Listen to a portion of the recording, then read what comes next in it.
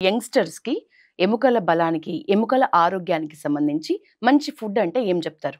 Protein అండి.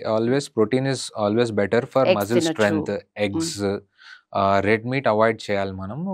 Chicken, fish కూడా తీసుకోవచ్చు. హ్మ్. డైలీ రెగ్యులేటరీ అమౌంట్‌లో ఏదైతే ఉందో ఆ అమౌంట్‌లో డైలీ తీసుకోవచ్చు. మిల్క్ ప్రొడక్ట్స్ తీసుకోవచ్చు. Okay. Importantly should avoid junk food. హ్మ్. ఇది తీసుకోవడం ఎంత ఇంపార్టెంటో దాన్ని అవాయిడ్ చేయడం కూడా అంతే ఇంపార్టెంట్. హ్మ్.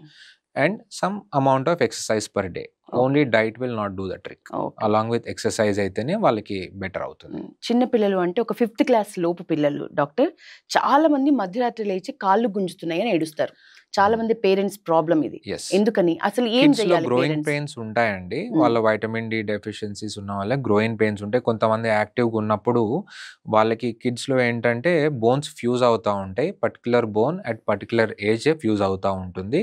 సో, ఎక్కువ పరిగెత్తినా, ఆడుతున్నప్పుడు ఈ గ్రోయింగ్ పెయిన్స్ అనేవి వస్తా ఉంటాయి. ఎప్పుడైతే బోన్స్ ఫ్యూజ్ అవ్వడం మొదలుపెడుతున్నాయో ఆల్మోస్ట్ 14 ఇయర్స్ అడాలసెన్స్ వచ్చేంత వరకు వాళ్ళకి ఆ ఓకే. పెయిన్స్ ఉంటాయి. Hmm. Nothing to worry. Okay. మనం వాళ్ళకి ప్రాపర్ డైట్ ఇవ్వడము, hmm. Milk, vitamin D and calcium ఇవ్వడం అట్లాంటివి చేసుకుంటే సరిపోతుంది. గ్రోయింగ్ పెయిన్స్ అనేవి కామనే కిడ్స్‌లో. ఓకే. మీ అనుభవం దృష్ట్యా తెలంగాణలో ఎక్కువ ఆర్థో రిలేటెడ్ ఎట్లాంటి సమస్యలతో బాధపడుతున్నారు?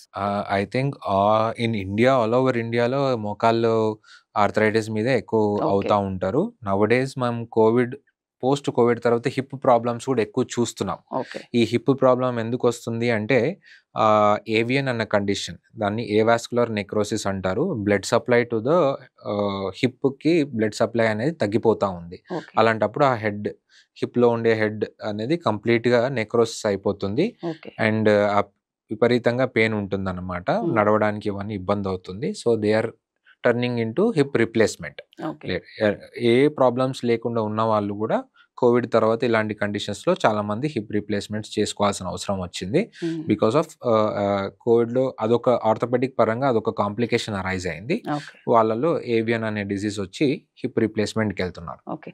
డాక్టర్ నేను విన్నా అది బ్లడ్ గ్రూప్‌ని బట్టి కూడా ఎముకల బలం ఆధారపడి ఉంటది అని నిజమేనా?